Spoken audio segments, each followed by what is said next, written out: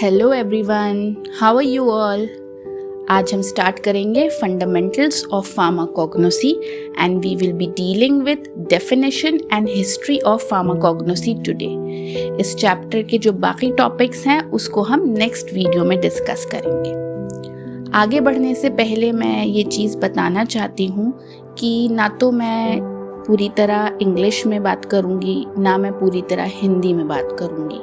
हम जो नॉर्मली ये लैंग्वेज यूज़ करते हैं which is a mix of Hindi and English, मैं वैसे ही बात करूँगी ताकि मेरी बात ज़्यादा से ज़्यादा लोग समझ सकें। Let's start with the definition of pharmacognosy.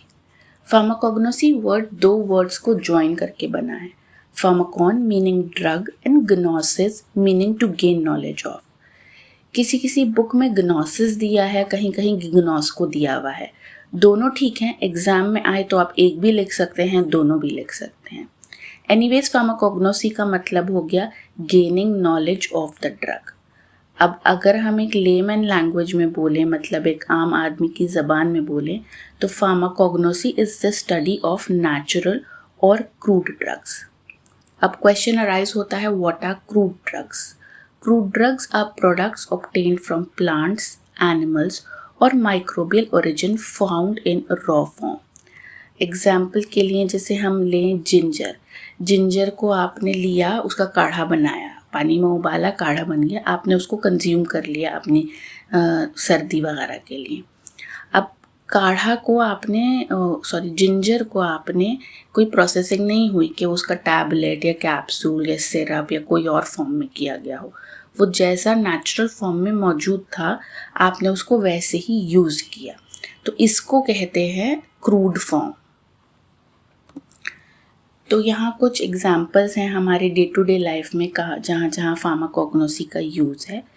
जैसे जब खांसी नज़ला होता है तो अदरक हनी का काढ़ा दिया जाता है, वो फार्माकोग्नोसी है। दर्द, चोट, सूजन वगैरह में हल्दी दूध दिया जाता है, वो भी फार्माकोग्नोसी है। ऐसे ही जब वॉर्स वगैरह होती थी ना, पहले दवाइयों की कमी हो जाती थी, तो बर्न्स वगैरह को ट्रीट करने के लिए हनी या फिर बी वैक्स का यूज़ होता था। आजकल तो बड़ा ज़माना है स्किन केयर का, तो एलोवेरा का यूज़ होता है स्किन हाइड्रेट करने के लिए, ये भी फार्माकोग्नोसी है। और जो ग्रीन टी लेते हैं लोग अपना वेट लूज़ करने के लिए, वो भी फार्माकोग्नोसी है। ये सिर्फ एग्जांपल्स दिए हैं मैंने ताकि आप लोगों को समझ आए कि हमारी डेली लाइफ्स में कहाँ कहाँ फार्माकोग्नोसी का यूज़ है। तो अब हम आते हैं कि ये टर्म फार्माकोग्नोसी आया कहाँ से।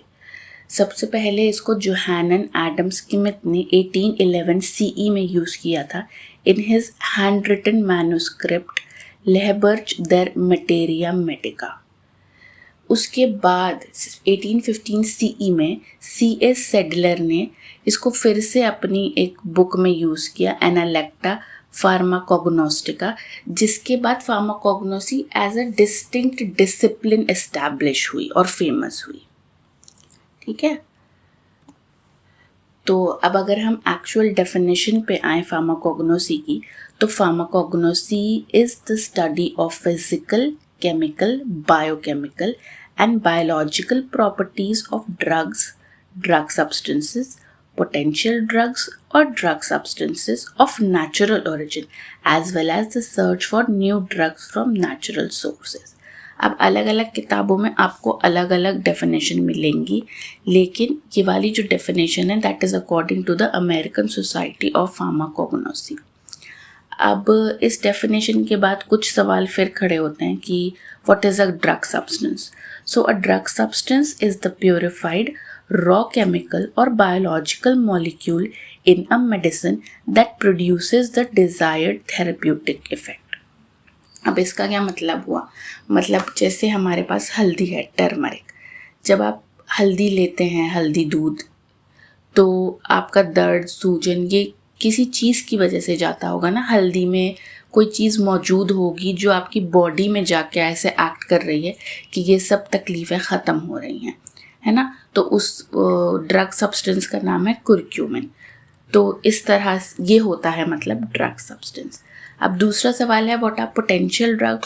So a potential drug is a substance that shows promise in treating or preventing disease and is undergoing research and development before becoming an approved medicine. मतलब अगर कोई ड्रग है जिसमें कैपेबिलिटी दिख रही है कि वो पर्टिकुलर डिजीज़ को ट्रीट कर सकता है और वो अभी भी डेवलपमेंटल प्रोसेस में है, तो उसको कहते हैं पोटेंशियल ड्रग. अच्छा, एक चीज़ मैं क्लैरिफाई करूं कि हमारा माइंडसेट है कि जो ड्रग्स ऑब्टेन्ड होते हैं फ्रॉम प्लांट सोर्सेज वही फार्माकोग्नोसी है, बट असल में ऐसा नहीं है. कोई भी ड्रग जो नेचुरल ओरिजिन का है, भले ही वो प्लांट ओरिजिन हो, एनिमल ओरिजिन हो, मरीन ओरिजिन हो या माइक्रोबियल ओरिजिन हो, वो सब फार्माकोग्नोसी में ही काउंट होते हैं. Now let's start with the history of pharmacognosy. The history of pharmacognosy is as old as human civilization. जब से इंसान ने ज़मीन पे कदम रखा है तब से उसने अपनी हेल्थ केयर नीड्स के लिए प्लांट्स का यूज़ किया है. तो दूसरे शब्दों में अगर हम कहें तो we can say plants have always been man's only chemist और फार्मासिस्ट सिंस एंटिक्विटी. अभी शुरुआत कैसे हुई? ये एज एन इंसिडेंट शुरू हुआ, एक इत्तेफाक का तरह शुरू हुआ. फिर लोगों ने आइडेंटिफाई करनी शुरू करी मेडिसिनल प्रॉपर्टी प्लांट्स की थ्रू ऑब्जर्वेशन. मतलब वो वाला प्लांट यूज़ किया तो बुखार दूर हुआ, दूसरा प्लांट यूज़ किया तो खांसी नज़ला दूर हुई. तो ऐसे कैसे करते करते नॉलेज गेन की. फिर ऐसे आहिस्ता आहिस्ता ग्रुप्स बन गए, ग्रुप ऑफ पीपल जिनके अंदर अच्छी अंडरस्टैंडिंग, अच्छी नॉलेज हो गई हर्बल मेडिसिन की. फिर वही एक जनरेशन से दूसरे जनरेशन वर्बली पास ऑन किया गया, ट्रेनिंग के थ्रू पास ऑन किया गया और फिर फाइनली उसको in the form of symbols document किया गया. तो ऐसे ये आगे बढ़ी चीज़ें. अब ये आपके सामने है कुछ important events in the field of pharmacognosy. So the oldest known written record of herbal medicine and pharmacy are the Sumerian clay tablets, जो कि मिली थी मेसोपोटामिया में, एंशियंट मेसोपोटामिया में, जो कि अब इराक का हिस्सा है. ये हुआ था बिटवीन 4000 to 3500 BCE. उसके बाद between 3500 to 1500 BCE Rigveda and Atharvaveda लिखी गई, which led the foundational concept for Ayurveda. After that, between 1550 to 1536 BCE, Ebers Papyrus लिखी गई, which is an Egyptian medical record of herbal knowledge. फिर in 600 BCE में Sushruta wrote Sushruta Samhita, where he classified plants. Between 50 and 17 CE, De Materia Medica was written, which is a book about therapeutic uses of some plants. फिर in 1980 and between 1980 and 1036 CE, एविसिना road किताब अल-शिफा, जिसमें उन्होंने कुछ herbs का जिक्र किया जो कि डिफरेंट डिजीज़ेस ट्रीट कर सकते हैं. अच्छा, Avicenna is his Greek name, otherwise the actual name is Ibn Cina.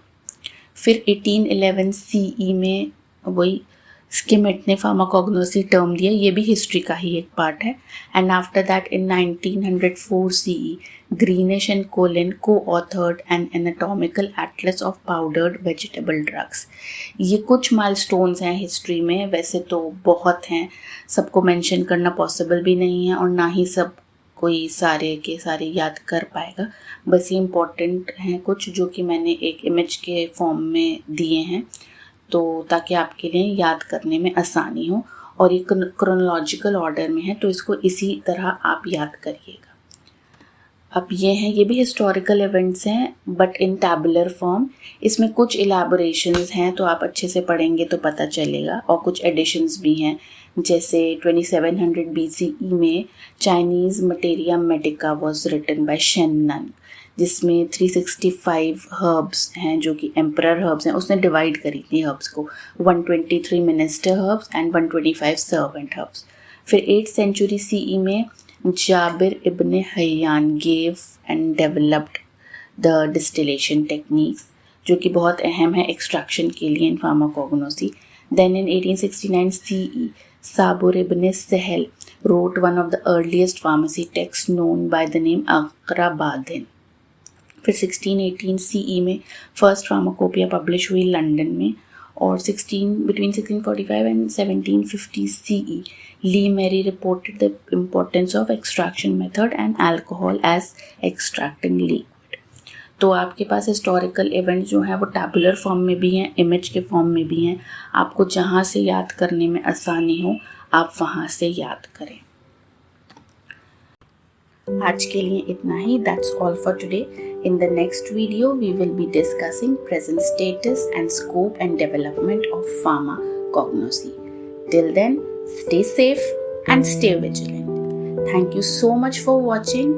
Kindly like, comment and subscribe to my channel Pharmacognosy with Dr. Lubna.